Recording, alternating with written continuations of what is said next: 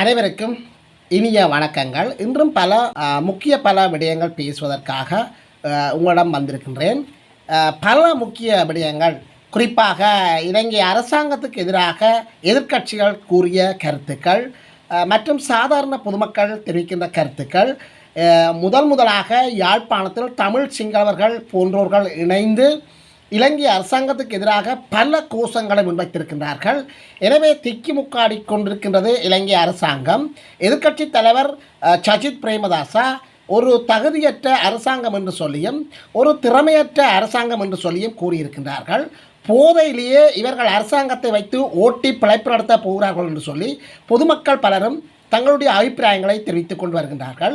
எனவே கடந்த ஒரு வருடங்களுக்கு மேலாக இலங்கை அரசாங்கம் போதைப்பொருள் கடத்தல்காரர்களையும் பாதாள உலக குழுக்களையும் இலங்கை உள்நாட்டிலும் சரி சர்வதேச நாட்டிலும் சரி தமது திறமையான போலீஸ்காரர்களை வைத்து பிடித்து கொண்டு அரெஸ்ட் பண்ணி கொண்டு வந்து விசாரணைகளை மேற்கொள்கிறார்கள். பல திடுக்கிடும் தகவல்களை வெளியிடுகின்றார்கள். தொடர்ச்சியாக கைது நடவடிக்கைகள் மேற்கொள்கின்றார்கள். ஆனால் இதுக்கு முடிவே இல்லையா என்று சொல்லி சாதாரண பொதுமக்கள் பேசி திரிவதை பார்க்கக்கூடியதாக இருக்கின்றது. எனவே இவர்கள் ஆட்சி காலம் முழுவதும் இந்த பாதாள உலக குழுக்களை வைத்துத்தான் ஆட்சியை நடத்தப் போகிறார்கள் என்ற சந்தேகம் எம்மில் பலருக்கு ஏற்பட்டிருக்கின்றது. எனவே இதற்கு ஒரு முடிவு கட்ட வேண்டும். ஏனென்று சொன்னால் ஒரு போதைப்பொருள் கும்பல்களை அதன் முக்கிய தலைவர்களை சர்வதேச நாடுகளில் பிடிக்கின்றார்கள். இங்கே பல கிலோ கணக்கில் போதைப் பொருட்களை போலீசார் பிடிக்கின்றார்கள். யாழ்ப்பாணத்தில் பிடிக்கிறார்கள், வவுனியாவில் பிடிக்கிறார்கள், தென்பகுதியில் பிடிக்கிறார்கள், துப்பாக்கிச் சூட்டோடு சம்பந்தப்பட்ட ஆக்களை பிடிக்கிறார்கள். பாதாள உலக குழுக்களின் முக்கிய தலைவர் கே பத்ரா போன்றவர்களை பிடிக்கின்றார்கள்.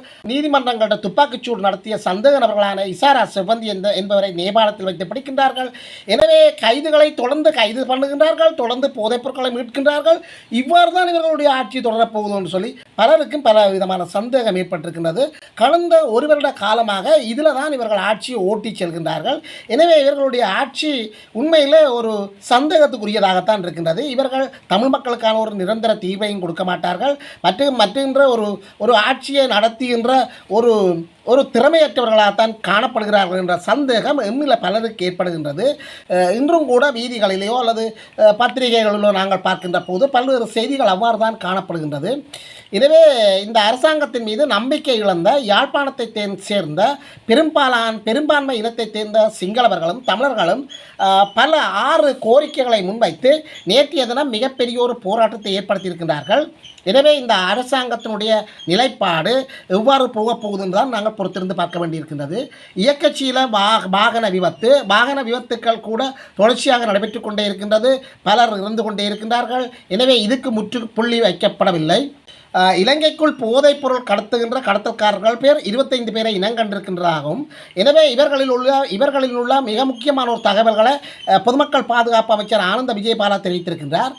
எனவே பாகிஸ்தானை சேர்ந்த பிரஜைகள் தான் இப்பொழுது இலங்கையிலேயும் சர்வதேச நாடுகளிலும் இந்த போதைப் பொருட்களை கடத்துகின்றார்கள் என்று சொல்லியும் இவர்கள் சம்பந்தமாக போலீசார் நடவடிக்கை எடுக்கப் போகிறார்கள் என்று சொல்லியும் ஆனந்த விஜயபாலா என்கின்ற பொதுமக்கள் பாதுகாப்பு அமைச்சர் தெரிவித்திருக்கின்றார். இவர் நாளொரு கதையாக கழித்து கொண்டிருக்கின்றார். இதற்கு ஒரு முடிவே இல்லையா? எப்போது நீங்கள் இந்த போதைப்பொருளுக்கு வலையமைப்புக்காரர்களுடைய அந்த முடிவு எப்பொழுது வரும் என்று சொல்லித்தான் பொதுமக்கள் பார்த்து கொண்டிருக்கின்றார்கள்.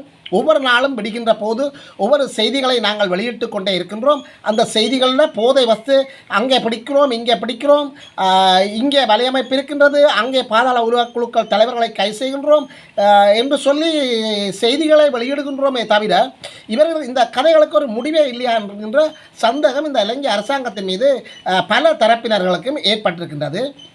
கொரோயினுடன் கைதானவர் நீதிமன்றத்திற்கு அழைத்து சென்ற வேளை தப்பியோட்டம்.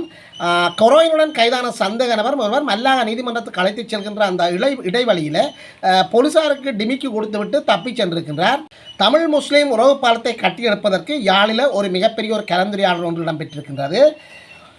சந்திரிகா குமாரதூங்க அவர்கள் தனது உத்தியோகபூர்வ இல்லத்திலிருந்து வெளியேறி சென்றிருக்கின்றார். கடந்த அக்டோபர் மாதம் 10ஆம் தேதி இந்த இலங்கை அரசாங்கம் கடந்த ஜனாதிபதிகளுக்கான சலுகைகளை நிறுத்துகின்ற அந்த தீர்மானத்தை பாராளுமன்றத்தில் நிறைவேற்றியதன் பின்னணியில் பல ஜனாதிபதிகள் தமது உத்தியோகபூர்வ இல்லத்தை விட்டு வெளியேறியிருந்திருக்கின்றார்கள். ஆனால் சந்திரிகா தனக்கு ஒரு கால அவகாசத்தை கேட்டிருக்கின்றார். இவர் தற்பொழுது அந்த உத்தியோகபூர்வ இல்லத்திலிருந்து வெளியேறி வருவதாக செய்திகள் வெளியாகியிருக்கின்றது. சட்டம் ஒழுங்கை நிலைநாட்ட அனுரா அரசாங்கம் தடுமாறுகின்றது என்று எதிர்க்கட்சி தலைவர் சஜித் பிரேமதாசா உரித்து தொங்கவிட்டிருக்கின்றார் இலங்கை ஜனாதிபதி அனுரா குமார திசாநாயக்காவை. தமிழ்நாட்டில் நீரில் மூழ்கி 4 பெண்கள் இறந்திருக்கின்றார்கள். இதில் ஒரு கவலைக்கிடமான விஷயம், யாழ் மாவட்டத்தைச் சேர்ந்த, அதாவது இலங்கையைச் சேர்ந்த ஒரு தமிழ் அகதி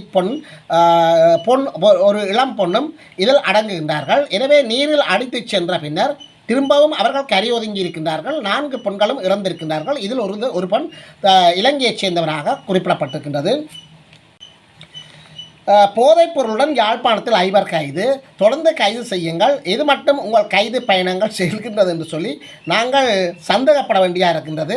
அர்ச்சுனா ராமநாதன் அவர்கள் ஒரு கருத்தை சொல்லியிருக்கின்றார். தற்போது நோர்வேயினுடைய இலங்கைக்கான சமாதான தூதுவராக செயற்பட்ட எரிக் ஷோல்கேமிடம் மற்றும் நோர்வேக்கான தென்னாசிய நாடுகளினுடைய பிரதிநிதிகளுடன் கதைக்கின்ற போதும் யாழ்ப்பாணத்தில் பல இளைஞர்கள் பொய்யான குற்றச்சாட்டில் போலீசாரால் கைது செய்யப்படுகின்றார்கள் என்று சொல்லியும், இவர்கள் போதை வஸ்து வைத்திருந்தார்கள் என்று சொல்லி போலீசார் பொய் குற்றச்சாட்டுகளை வைத்து அப்பாவி இளைஞர்களை கைது செய்கின்றார்கள் என்று சொல்லியும், இது நோர்வே நாட்டினுடைய எரிக் ஷோல்கேம் மற்றும் தென்னாசிய மையங்களுக்கு பொறுப்பான பிரதிநிதிகளுக்கும் பல அதிர்ச்சியை ஏற்படுத்தி இருக்கின்றது என்று சொல்லியும் ஒரு செய்தி அண்மையில் அர்ச்சுனா ராமநாதன் அவர்கள் தன்னுடைய உத்தியோகபூர்வ இணையதளத்தில் தெரிவித்திருக்கின்றார்.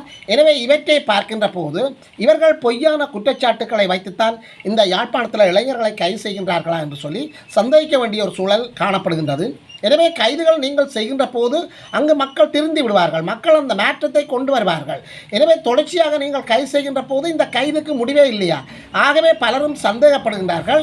எனவே இந்த கைதுகள் திட்டமிட்ட ரீதியில் தமிழ் மக்களை அடக்கி ஒடுக்குவதற்காக மேற்கொள்ளப்பட்டு வருகின்ற சில வேலை திட்டங்கள் தானா, அல்லது ஒழுங்கமைக்கப்பட்ட அரசாங்கத்தினுடைய சில வேலை திட்டத்திற்கு அமைய போலீசார் இப்படி செய்கின்றார்களா என்று சொல்லி சந்தேகம் ஏற்படுகின்றது.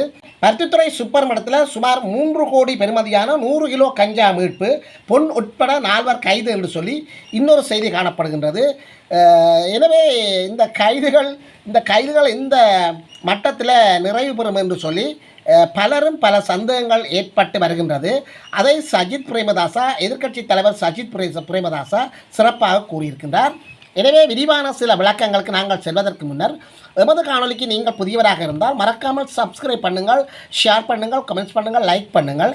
அருகில் இருக்கின்ற அந்த வெள்ளைக்குன்னை கிளிக் பண்ணி நாங்கள் போடுகின்ற காணொலிகள் அனைத்தையும் உடனுக்குடன் பார்க்கக்கூடியவாறான நோட்டிஃபிகேஷனை ஏற்படுத்திக் கொள்ளுங்கள். இலங்கை யாழ்ப்பாணத்தில் சிங்கள மக்கள் மற்றும் தமிழ் மக்கள் இணைந்து அரசாங்கத்துக்கு எதிராக மிகப்பெரிய ஒரு போராட்டத்தை முன்னெடுத்திருக்கின்றார்கள். செம்மணி புதைகுழி உட்பட யாழில் பல்வேறு விடயங்களுக்கு நீதி கோரி கவன ஈர்ப்பு போராட்டம் ஒன்று முன்னெடுக்கப்பட்டிருக்கின்றது. சம உரிமை இயக்கத்தின் ஏற்பாட்டில் யாழ் நகரப்பகுதியில் குறித்த கவன ஈர்ப்பு போராட்டம் முன்னெடுக்கப்பட்டிருந்தது. இந்த போராட்டத்தில் என்னென்ன விடயங்கள் பேசப்பட்டிருந்தது என்று சொன்னால், செம்மணி புதைகுழி விவகாரம் மற்றும் பயங்கரவாத தடைச்சட்ட விவகாரம், பட்டளந்தை வதை முகாம் விவகாரம், காணாமல் ஆக்கப்பட்டோர் விவகாரம், ஏனைய புதைகுழிகள் சம்பந்தமான விவகாரங்கள் என்பன உடனடியாக விசாரணை செய்ய வேண்டும். அரசாங்கம் மந்தகதியில் செயற்படுகின்றது, அரசாங்கம் பாலா இருக்கின்றது, சும்மா இருக்கின்றது, வெறுமனே இருக்கின்றது. அரசாங்கத்தை தட்டி இந்த கருத்தை அவர்களுடைய காதுகளில் உரக்க சொல்லி இருக்கின்றார்கள் தமிழ் சிங்கள மக்கள் இணைந்து யாழ்ப்பாணத்தில். போராட்டத்தில் ஈடுபட்டவர்கள் கோஷங்களை எழுப்பியிருக்கின்றார்கள். அனைத்து காணாமல் ஆக்கப்பட்டவர்களுக்கும் இப்போதாவது நீதியை வழங்குங்கள், செம்மணி புதைகுழி விவகாரத்தில் உண்மை நிலையை வெளிப்படுத்துங்கள், மீண்டும் மீண்டும் அடக்குமுறைகளை கொண்டு வர வேண்டாம், அடக்குமுறைகளை நெறிப்படுத்த வேண்டாம், பயங்கரவாத தடைச்சட்டத்தை உடனே நீக்கி அனைத்து தேசிய இனங்களுக்குமான சம உரிமையை உறுதி செய் என்று சொல்லி கோஷங்களை எழுப்பியவாறு பதாதைகளை தாங்கியவாறு மூவின மக்களும் இந்த போராட்டத்தில் இணைந்து கொண்டவை ஒரு சிறப்பாக பார்க்கப்படக்கூடியதாக இருக்கின்றது. இந்த போராட்டத்தில் பௌத்த மதகுருமார்கள், சம உரிமை இயக்கத்தினர், வசந்த முதலிகே, சிங்கள மக்கள், தமிழ் மக்கள் என பலரும் கலந்து கொண்டமை ஒரு சிறப்பம்சமாக பார்க்கப்படுகின்றது. இயக்கச்சியில் வாகன விபத்து. ஏனையின் இயக்கச்சி வீதியில் நேற்று இடம்பெற்ற வாகன விபத்தில் 3 படுகாயமடைந்துள்ளார்கள். டிப்பர் வாகனமும் சிறிய ரக வேன் ஒன்றும் இந்த விபத்தில் சிக்கியிருக்கின்றன. குறித்த விபத்து ஏற்பட்டதன் போது 3 காயமடைந்திருக்கின்றார்கள். அவர்கள் அந்த 3 உடனடியாக பளை வைத்தியசாலையில் அனுமதிக்கப்பட்டிருக்கின்றார்கள். இலங்கைக்குள் போதைப் பொருள் கடத்தல் 25 கடத்தல்காரர்களை அரசாங்கம் இனங்கண்டிருப்பதாக செய்திகள் வெளியாகி இருக்கின்றது.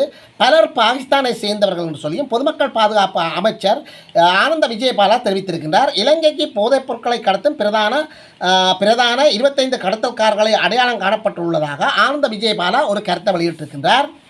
ஊடகங்களுக்கு கருத்து தெரிவிக்கும் போதே அவர் இதனை தெரிவித்திருக்கின்றார். இலங்கைக்குள் போதைப்பொருள் கடத்தல்காரர்கள் 25 பிரதான போதைப்பொருள் கடத்தல்காரர்கள் அடையாளம் காணப்பட்டுள்ளதாக ஆனந்த விஜயபாலா என்கின்ற பொதுமக்கள் பாதுகாப்பு அமைச்சர் கூறியிருக்கின்றார். இவ்வாறு நாட்டுக்குள் போதைப்பொருள் கடத்தும் பிரதான நபர்களில் பலர் பாகிஸ்தானை சேர்ந்தவர்கள் என்று சொல்லியும் இந்த போதைப்பொருள் வர்த்தகர்கள் பலர் பாதாள குழு உறுப்பினர்களுடன் தொடர்புகளை பேணி வருகின்றார்கள் என்று சொல்லியும் ஒரு அதிர்ச்சி தகவலை வெளியிட்டிருக்கின்றார். இந்த போதைப்பொருள் கடத்தல்காரர்கள் தொடர்பில் போலீசார் விசேட கண்காணிப்பு நடவடிக்கைகளை மேற்கொண்டு வருவதாகவும் அவர் தெரிவித்திருக்கின்றார். கொரோயினுடன் கைதான சந்தேக நபர் ஒருவர் மல்லாகம் நீதிமன்றத்திற்கு அழைத்துச் சென்ற வேளை தப்பிச் சென்றிருக்கின்றார். இந்த சம்பவம் நேற்று இடம்பெற்றிருக்கின்றது. கடந்த சில தினங்களுக்கு முன்னர் 4 கொரோயினுடன் சுன்னாக போலீசாரால் கைது செய்யப்பட்டிருக்கின்றார்கள். இவ்வாறு கைது செய்யப்பட்ட 4 மல்லாகம் நீதிமன்றத்தில் முற்படுத்தப்பட்டிருக்கின்றார்கள். பின்னர் பிரதான சந்தேக நபரை தடுப்பு காவலில் வைத்து விசாரணை செய்ய போலீசார் அனுமதி கோரிய நிலையில் மன்று அதற்கு அனுமதி வழங்கியது. தடுப்பு காவல் விசாரணையின் பின்னர் குறித்த சந்தேக நபர்கள் நேற்று மல்லாக நீதிமன்றத்திற்கு அழைத்துச் சென்ற வேளை சந்தேக நபர் ஒருவர் தப்பிச் சென்றதாக தெரிவிக்கப்படுகின்றது. தப்பிச் சென்ற அந்த சந்தேக நபரை தற்போது போலீசார் தேடுதல் வலை விரித்து தேடுவதாக செய்திகள் வெளியாகி இருக்கின்றது. தமிழ் முஸ்லீம்கள் நட்புறவை கட்டியெழுப்புவது தொடர்பாக யாழில் கலந்துரையாடல். வடக்கு கிழக்கு தமிழ் முஸ்லீம் மற்றும் முஸ்லீம் மக்களுக்கு இடையில நட்புறவை கட்டியெழுப்பும் கலந்துரையாடல் நேற்று சனிக்கிழமை யாழ் தந்தை செல்வா கலையரங்கில் வடகிழக்கு ஒருங்கிணைப்பு குழு ஏற்பாட்டில் இடம்பெற்றிருக்கின்றது. வடக்கில் முஸ்லீம் மக்கள் வெளியேற்றப்பட்டு 35 வருடமாகிய நிலையில் அந்த நிறைவை நினைவு கூறும் முகமாக குறித்த கலந்துரையாடல் இடம்பெற்றிருக்கின்றது. குறித்த கலந்துரையாடலில் வடக்கிலிருந்து வெளியேற்றப்பட்ட முஸ்லீம்கள் திரும்பவும் தமது பிரதேசங்களில் மீள்குடியேற வேண்டும் என்று சொல்லியும் தமிழ் மக்களிடையே நல்லொரு உறவு பாலத்தை கட்டியெழுப்புவதற்கு முஸ்லீம் மக்கள் தயாராக இருக்கின்றார்கள் என்று சொல்லியும் இந்த நிலையில் இரு தரப்பினரும் உறவை வளர்த்து கொள்ள வேண்டிய இதய சுத்தியுடன் முன்வர வேண்டும் என்று சொல்லியும் அதன் நோக்கில்தான் இந்த கூட்டம் ஆரம்பித்திருக்கின்றது. குறித்த கலந்துரையாடலில் அரசியல் ஆய்வாளர் ஜோதிலிங்கம், சமூக செயற்பாட்டாளர் ஷெல்வின், சிரேஷ்ட சட்டத்தரணி முன்னாள் பாராளுமன்ற உறுப்பினர் பாலூக் முஸ்லீம், பெண்கள் அபிவிருத்தி நம்பிக்கை நிதியத்தின் நிறைவேற்று பணிப்பாளர் உட்பட பலர் கலந்து கொண்டிருக்கின்றார்கள். சந்திரிகா பண்டாரநாயக்கா குமாரதுங்கா வெளியேறுகின்றார். நேற்றைய தினம் இந்த வெளியேற்ற விடயங்கள் ஆரம்பிக்கப்பட்டுள்ளதாக செய்திகள் வெளியாகி இருக்கின்றது. முன்னாள் ஜனாதிபதி சந்திரிகா பண்டாரநாயக்கா குமாரதுங்கா கொழும்பு 7 உள்ள சுதந்திர அவென்யூ என்று அமைந்துள்ள தனது உத்தியோகபூர்வ இல்லத்திலிருந்து எதிர்வரும் சில நாட்களில் வெளியேறுவார் என்று சொல்லி எதிர்பார்க்கப்படுகின்றது. அவர் தனது சில உடைமைகளை அந்த வீட்டிலிருந்து தற்போது வெளியேற்றி வருவதாக செய்திகள் வெளியாகி இருக்கின்றது. முன்னாள் ஜனாதிபதிகளின் வரப்பிரசாதங்களை நீக்கும் சட்டம் மூலம் கடந்த செப்டம்பர் மாதம் 10ஆம் தேதி பாராளுமன்றத்தில் நிறைவேற்றப்பட்டதை அடுத்து முன்னாள் ஜனாதிபதிகள் அவர்களுக்கு வழங்கப்பட்ட உத்தியோகபூர்வ இல்லங்களிலிருந்து வெளியேறி வருகின்றமை குறிப்பிடத்தக்க ஒரு விடயமாக காணப்படுகின்றது. போதைப் பொருளுடன் யாழ்ப்பாணத்தில் 5 கைது. யாழ்ப்பாணத்தில் போதைப் பொருளுடன் நேற்று சனிக்கிழமை 5 இளைஞர்கள் கைது செய்யப்பட்டிருக்கின்றார்கள். விசேட நடவடிக்கையின் போது குருநகர் மணியங் தோட்டம், அரசடி ஆகிய பகுதிகளைச் சேர்ந்த 5 இளைஞர்கள் போதைப் பொருட்களுடன் கைது செய்யப்பட்டிருக்கின்றார்கள்.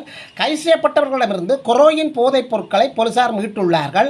5 மேலதிக விசாரணைகளை முன்னெடுத்து அவர்களை நீதிமன்றத்திற்கு முற்படுத்த நடவடிக்கைகள் எடுத்து வருகிறார்கள் என்று சொல்லி ஒரு செய்தி வெளியாகி இருக்கின்றது.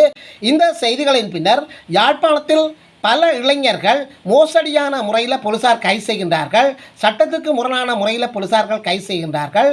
எனவே தேவையற்ற குற்றச்சாட்டுக்களை, அதாவது பொய்யான குற்றச்சாட்டுக்களின் அடிப்படையில் போலீசார் கைது செய்கின்றார்கள் என்று சொல்லி அண்மையில் நோர்வே வெளிவிகார விடயங்களுக்கு பொறுப்பான, அதாவது விடுதலை புலிகளுடைய சமாதான ஒப்பந்த பேச்சுவார்த்தைகளின் போது பங்கேற்ற நோர்வே பிரதிநிதியான எரிக் ஷோல்கேமிடம் அர்ச்சுனா ராமநாதன் அவர்கள் பல திடுக்கிடும் விடயங்களை வெளிப்படுத்தியிருந்தார். அதாவது யாழ்ப்பாணத்தில் அநியாயமாக இளைஞர்கள் பொய்யான குற்றச்சாட்டுக்களின் பேரில் கைது செய்யப்படுகின்றார்கள்.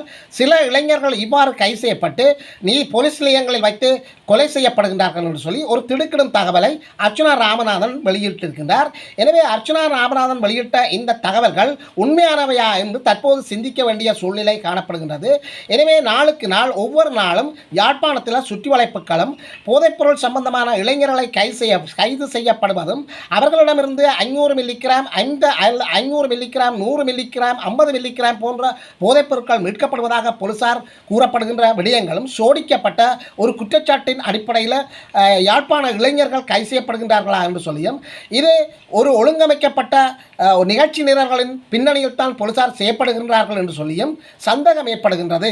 எனவே இந்த சந்தேகங்களை உரிய தரப்பினர்கள் உரியவாறு தீர்ப்பார்களா என்பது எமக்கும் சந்தேகமாகத்தான் இருக்கின்றது. பருத்தித்துறை சூப்பர் படத்தில் சுமார் 3 கோடி பெறுமதியான 100 கிலோ கஞ்சா மீட்கப்பட்டிருக்கின்றது. இதில் பொன் ஒருவர் உட்பட 4 கைது செய்யப்பட்டிருக்கின்றார்களாம். பருத்தித்துறை சுப்பர்மடம் பகுதியில் சுமார் 3 கோடி பெறுமதியான சுமார் 100 கிலோ கஞ்சா மீட்கப்பட்டிருப்பதாக செய்திகள் வெளியாகியிருக்கின்றது. இது தொடர்பில் பொன்னொருவர் உட்பட 4 பேர் போலீசாரால் கைது செய்யப்பட்டிருப்பதாகவும் சம்பவம் தொடர்பில் பருத்தித்துறை தலைமை போலீஸ் நிலைய பொறுப்பதிகாரி பிரியந்த அமரசிங்க தெரிவிக்கையில் ஜனாதிபதி அனுரா குமார திசாநாயக்க அவர்களினால் போதை ஒழிப்புக்கான முழு நாடுமே ஒன்றாக தேசிய செயற்பாடு ஆரம்பிக்கப்பட்டுள்ள நிலையில் முதலாவது போதைப்பொருள் மீட்பு சம்பவமாக இது பதிவாகியிருக்கின்றது. சுப்பர்மடம் கடற்பகுதி ஊடாக கேரள கஞ்சா கடத்தல் தொடர்பில் கடற்படையினரால் வழங்கப்பட்ட தகவல்களுக்கு அமையவாக பருத்தித்துறை போலீசாரால் நேற்று சனிக்கிழமை அதிகாலை சுப்பர்மடம் கடற்கரையில் விசேட சோதனை நடவடிக்கை மேற்கொள்ளப்பட்டது. இதன்போது சட்டவிரோதமாக கடல் வழியாக கொண்டுவரப்பட்ட ஒரு தொகை கேரள கஞ்சா பொதிகள் வாகனம் மூலம் எடுத்துச் செல்லப்பட்டிருந்தன. இதன்போது கடத்தலில் ஈடுபட்ட 2 படகுகளுடன் கைது செய்யப்பட்டிருக்கின்றார்கள். அவர்களிடம் மேற்கொள்ளப்பட்ட விசாரணையில் கிடைக்கப்பெற்ற தகவல்களின் அடிப்படையில் கடத்தலின் போது துணை புரிந்த மேலும் ஒரு படகு அடையாளம் காணப்பட்டு போலீசாரால் பறிமுதல் செய்யப்பட்டது. 2 படகு வெளியிணைப்பு இயந்திரங்கள் பறிமுதல் செய்யப்பட்டுள்ளன. தொடர்ந்து பருத்தித்துறை போலீஸ் விசேட பிரிவின் தகவல்களுக்கு அமைவாக நடத்திய தேடுதலின் போது பருத்தித்துறை பகுதியில் உள்ள வீடொன்றில் மறைத்து வைக்கப்பட்டிருந்த நிலையில் 2 பைகளில் காணப்பட்ட 46 கஞ்சா பொதிகள் மீட்கப்பட்டன. இதன்போது குறித்த வீட்டில் இருந்த பொன் ஒருவரும் கைது செய்யப்பட்டிருப்பதாக பருத்தித்துறை போலீசார் இந்த தகவலை வெளியிட்டிருக்கின்றார்கள். எனவே இலங்கை அரசாங்கம் தொடர்ச்சியாக இந்த பாதாள உலக குழுக்களை கைது செய்கின்றோம் என்று சொல்வதும் தொடர்ச்சியாக பல 100 கிலோ கஞ்சா உட்பட பல கிலோ கணக்கில் கஞ்சாக்களை வடக்கிலும் தெற்கிலும் மீட்கப்பட்டு வருவதாகவும் அண்மையில் தென்பகுதி கடலில் இவ்வாறு 100 கிலோக்களுக்கு மேற்பட்ட கஞ்சா பொதிகள் கடலில் மிதந்து வந்திருப்பதாகவும் நேற்று முன்தினம் நெடுந்தீவு கடற்பகுதியிலும் பல 100 கிலோ கஞ்சா பொதிகள் மீட்கப்பட்டிருப்பதாகவும் கூறுகின்றன. எனவே இலங்கை அரசாங்கத்தின் இந்த பொதி மீட்பு பணிகள் எதுவரை தொடரும், எதுவரை இந்த பாதாள உலக குழுக்களை கைது செய்வார்கள், இவற்றுக்கு முடிவே இல்லையா என்பன போன்ற பல்வேறு சந்தேகங்கள் நாட்டு மக்களுக்கும் குறிப்பாக எதிர்க்கட்சியினருக்கும் வலுவான சந்தேகங்களை ஏற்படுத்தியிருக்கின்றது. இந்த அரசாங்கம் போதைப் பொருட்கள் கடத்தல்காரர்களை குற்றஞ்சாட்டியும் மற்றும் பாதாள உலக குழுக்களை குற்றஞ்சாட்டியும் இதிலேதான் இதில் இந்த 2 விடயங்களிலும் நீச்சல் அடித்து அரசியலை நகர்த்தப் போகின்றதா அல்லது பொறுப்பான ஒரு அரசாங்கமாக நாட்டு மக்களின் பல்வேறு பிரச்சனைகளை தீர்த்து நாட்டு மக்களுக்கிடையிலே ஒற்றுமையையும் சமூக பாதுகாப்பையும் ஏற்படுத்துவார்களா என்பது காலம்தான் பதில் சொல்ல வேண்டும். இதுபோன்ற இன்னொரு காணொலியில் உங்களை வந்து சந்திக்கும் வரை உங்களிடமிருந்து விடைபெற்றுக் கொள்கின்றேன். நன்றிகள்.